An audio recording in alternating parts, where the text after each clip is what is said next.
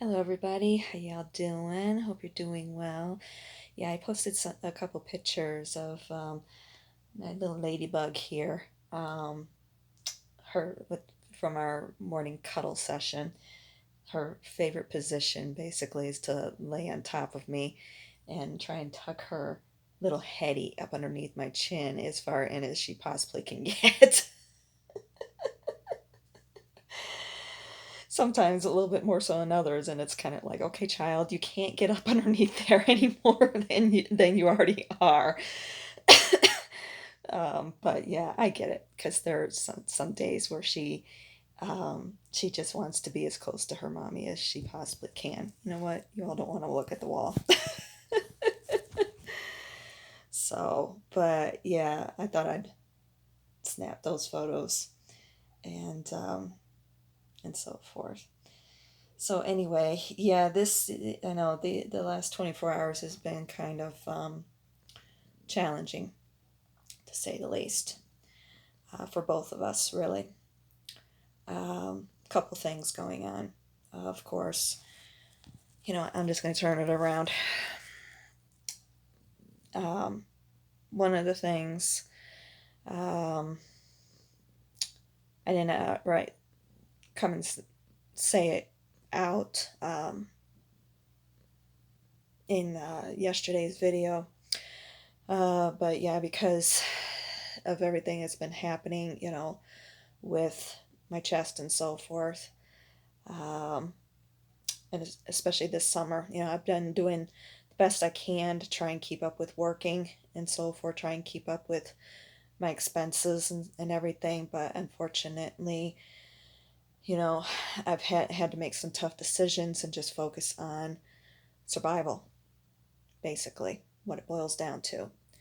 But unfortunately, in the process, I'm being evicted.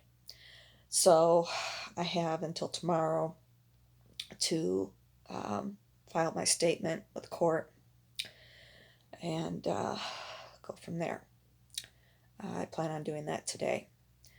Unfortunately, I haven't been able to because I've been trying to recuperate, rest, and so forth. Basically, trying to take care of myself so I could get myself at a point to be able to file that statement. So, yeah. And then something personal happening also in my life, which I won't go into. But what really what has triggered in me with it all, with everything that's happened, um, trying not to get emotional,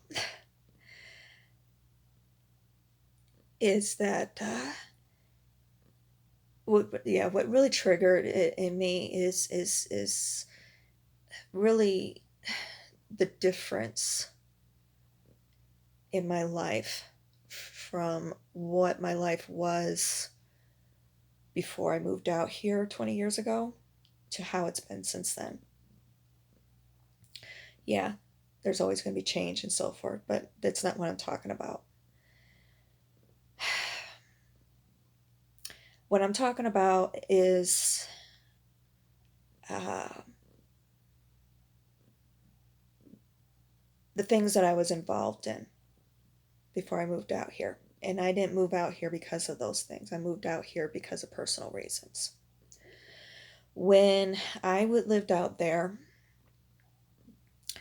I had built, and it was strictly by chance,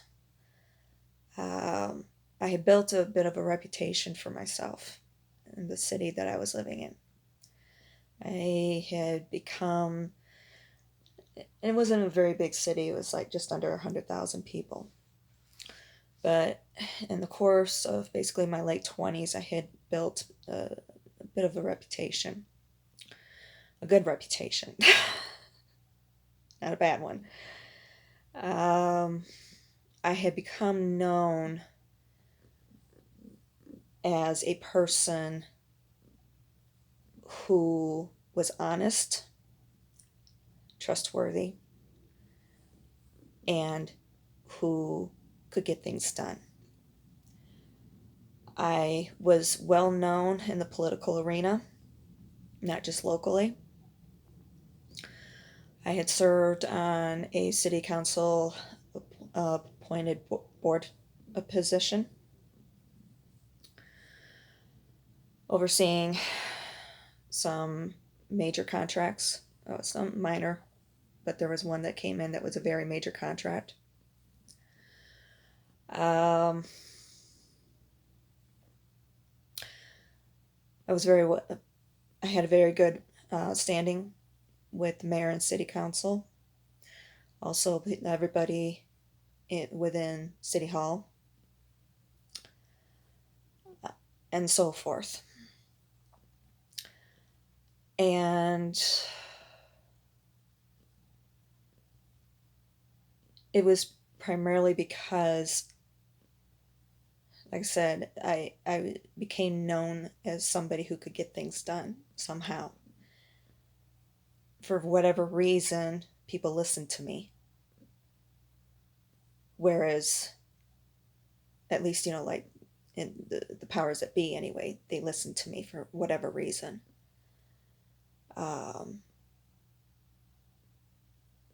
and they were more than happy to accommodate. I still don't understand it to this day, but it is what it is. Um,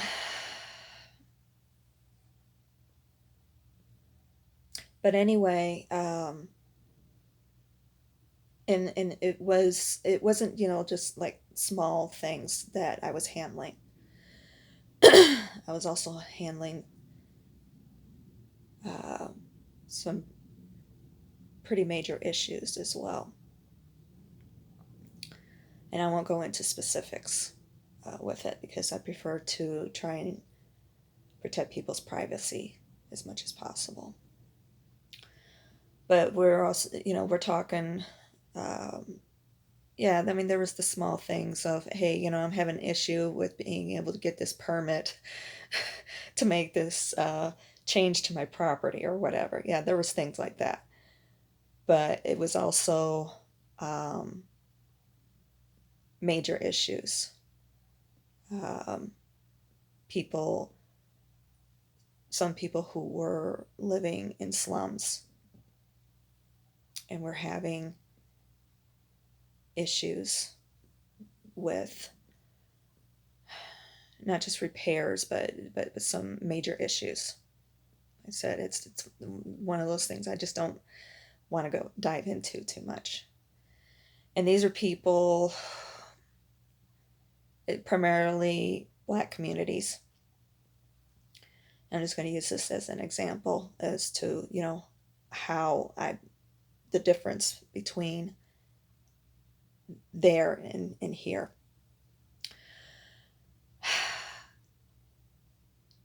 The thing with the South, yeah, there's a lot of observances, speculation, and so forth. But until you actually live it, it makes it difficult, really, to understand. Really, with any circumstance, to be perfectly honest. Um, yeah, she's rolled over on her tummy, enjoying her belly rub. So anyway, in the South, when there is a very, very deep rooted racial divide. I love the South, don't get me wrong, but I also know it'll always be my home. It'll always be in my heart, no matter where I live or anything. Um, but I also know that there's a darkness there, and unfortunately, that big racial divide does affect you on a daily basis. I had friends and acquaintances on both sides. I've always been somebody who, just not even thinking about it or anything, not a preference or anything, just I I just have always seen people for what's in here and not what is skin deep. I just automatically look past that. And when I started having these people, excuse me, excuse me, when I started having these people coming to me with issues, I mean, these are people who lived in these places their entire lives, generationally even. And they were just wanting to try and have a better life for themselves, for their children, their grandchildren, so on and so forth. And these were people, primarily people who were older, not necessarily constituted as senior citizens, but they may have been still working age. But a lot of them basically were, like in their late 40s, going into their 50s, and so on and so forth. And they were coming to me, with issues that they've been having pretty much their whole lives and so forth. Wondering if maybe I can help somehow. Some ways I was able to, some ways I wasn't. And like I said, I knew, the situation, the culture that I was living in, and I was fully aware of that line that I walked on a constant basis. I had friends and acquaintances on both sides. I knew people who were actively involved with the Klan. I also knew people who were just extremely bigoted. I also had people who were on the other side who were very untrustworthy. Um, Untrusting, that's the word, not untrustworthy, but untrusting. And with not even necessarily being able to accomplish some of the things that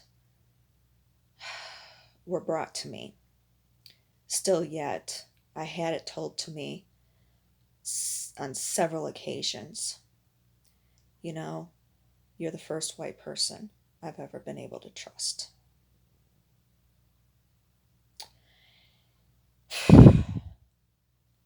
And that has, even still to this day,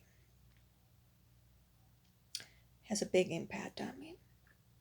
On the one hand, when they look me dead in the eye almost every single time. I even had somebody I worked with, sweet, wonderful person. It was at a retail store, general sort of type store or whatever, and there was a jewelry counter, and she worked the jewelry counter. And one day we were completely alone, out of earshot from everybody.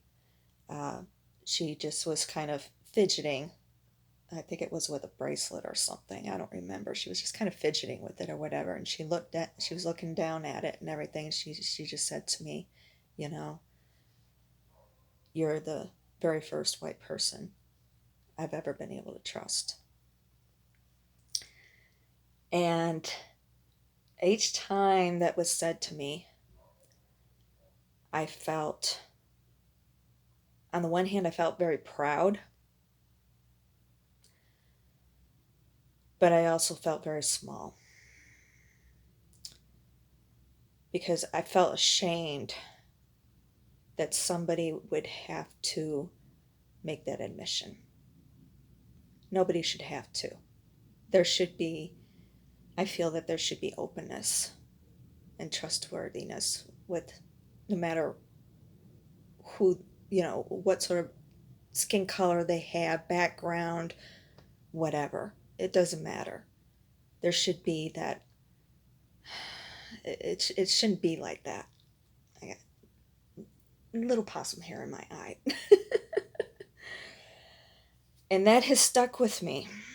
And, and like I said, I had friends, acquaintances, and so forth from all walks of life. And things that I was doing, it wasn't because, I was trying to make a name for myself for political reasons or anything, even though I ran a couple of political campaigns, local campaigns, and I was quite well known in the political arena.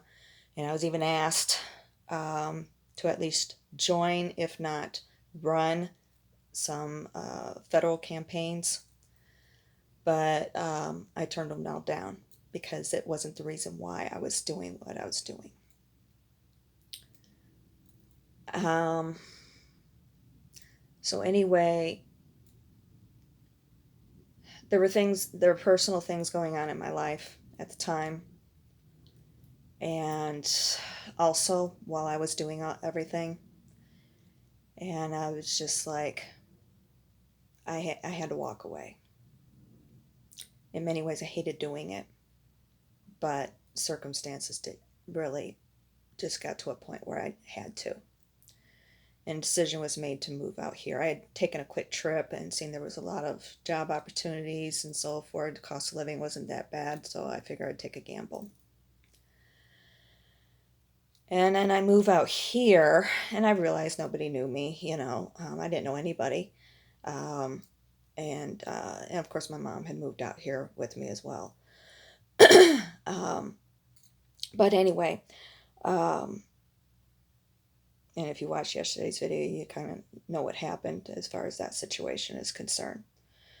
But of course, and you make a move, you meet new people, make friends, and so forth, and ultimately, and I had another job when I first moved here, but ultimately, after everything happened with my mom becoming disabled, I didn't want to be trying to juggle two full-time jobs, so I figured I would give cab driving a try. At least I knew I'd be working a lot of hours, but at least I wouldn't be trying to juggle two full-time jobs at the same time. And yeah, and at that time, of course, the industry was completely different. Not too many lady drivers. We made up probably about 1% of the driver population, and that includes limo drivers, shuttle bus drivers, and so forth, especially the cab industry. And yeah, I was like a magnet for a lot of guys. And a lot of gossip also. I gotta tell you, I slept with more guys than I even remember. I didn't sleep around or anything, but that's what was going around, Oh, somebody I might have just been talking to. I, wouldn't even consider them an acquaintance or whatever, and they were going around spreading that they were sleeping with me, or that they had slept with me once or whatever. It's like, really? I don't remember it. Must not have been good. And there was also, with people I had made friends with, there was, especially these two, there was talk, uh, like one had said to somebody else that I was just looking for a man to take care of me, and even uh,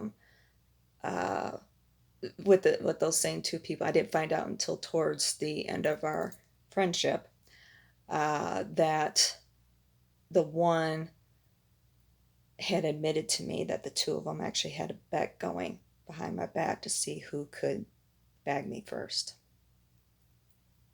And he just wanted to confirm what the other one was saying that he actually had when he had it.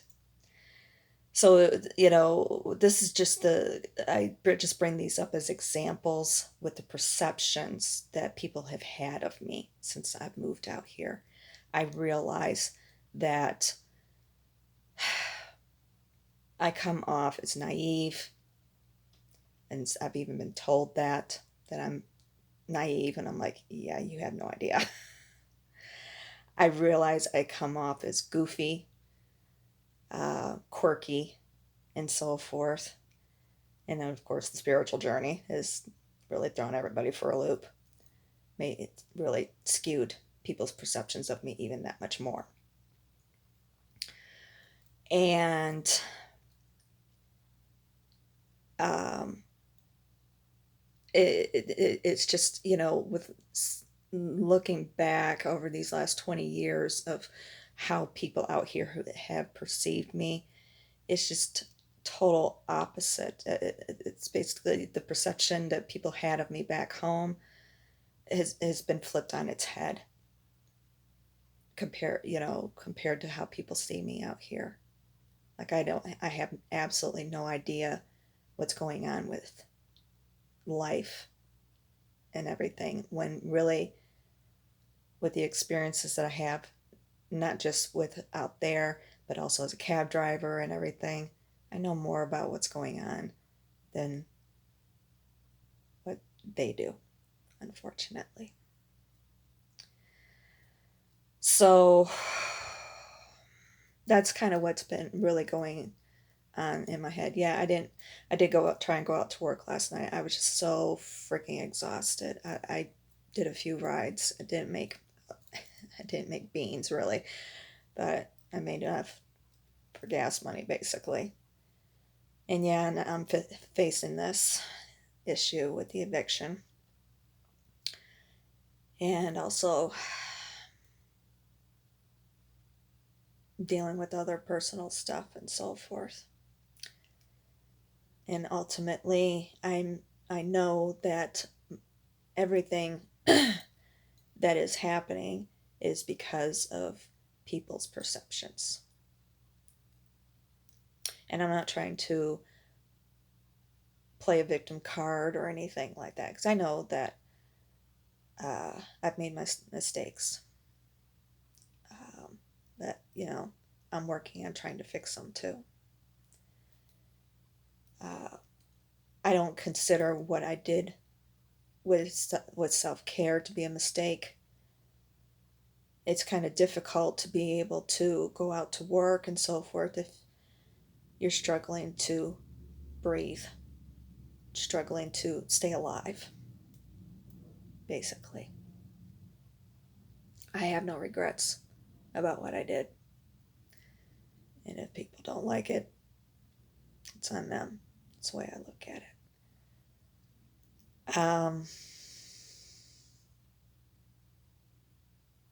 And I'm not coming up here to, asking for help or anything. Yeah, I know I have the donation thing over there on the blog and so forth, but that's not the point. My I guess I'm just trying to, yeah, on the one hand, I'm thinking things out, and I'll admit I'm also trying to explain myself in the process. Explain where I'm coming from. Because I'm definitely not a bobblehead. I'm like what most people think. Uh, so,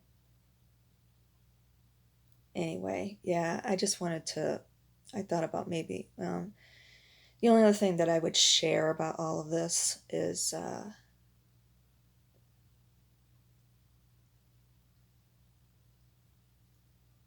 yeah, that one.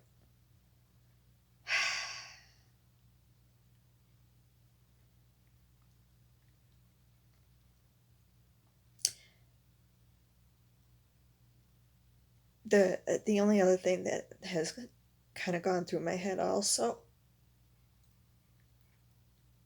is a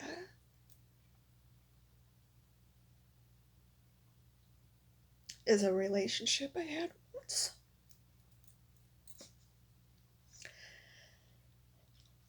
It was probably the best relationship I ever had. He was a wonderful man. And the thing about that relationship And it was one that I initiated and one that I had also ended. And I don't have regrets about it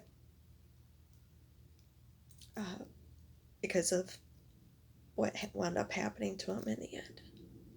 I don't think I could have watched that.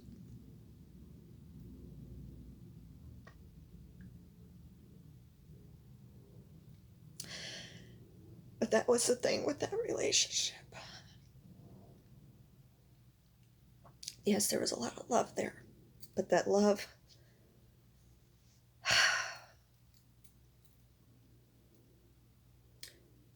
it was based on trust and mutual respect, which to me are the two most important things in a relationship. And it was really that it's that respect. Yeah, the trust is important, but what's really been going through my head uh, is that respect.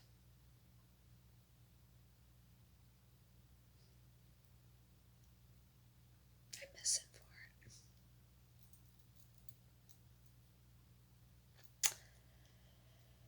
it. A little bit more vulnerability.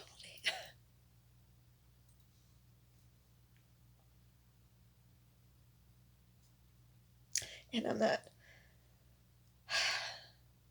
like I said, I'm not talking about this to give people sympathy or anything. It's just trying to explain myself, explain where I'm coming from, instead of it being situations where people, they don't talk to me or whatever and make assumptions based off of what they see. Because there's hell of beings more up underneath the surface than you can ever possibly